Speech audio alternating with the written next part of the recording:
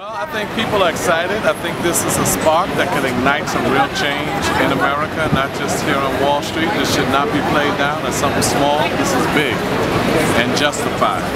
Wall Street has a lot of greedy crooks that do not redistribute wealth to the people, to the neediest people in this city. And I think that these are the kinds of demonstrations that are going to multiply across this nation. Well, I think because rich people are comfortable in their wealth. And I think because they don't feel that they feel invincible. They don't feel that the electorate can stop them. They don't feel that peaceful demonstrations can stop them.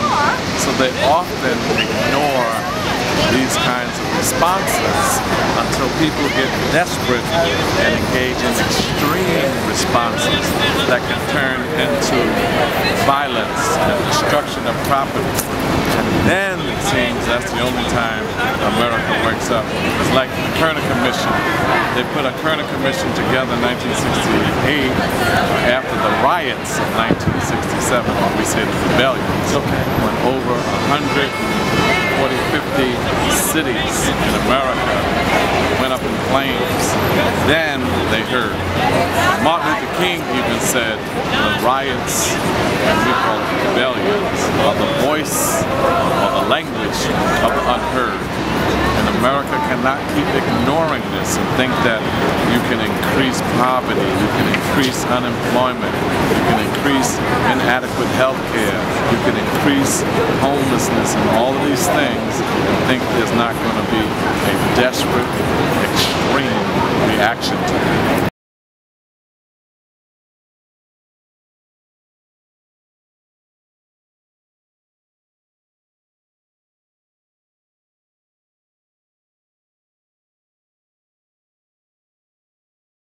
Needs to show up is Michael Bloomberg and Governor Cuomo and Barack Obama and Democratic Party leadership and those who are supposed to have the power to make a difference.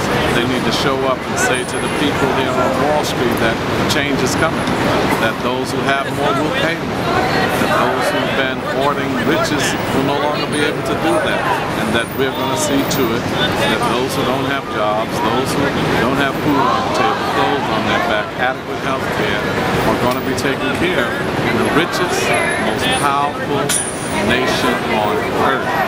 No one should be hungry. No one should be homeless. It's a disgrace to this nation.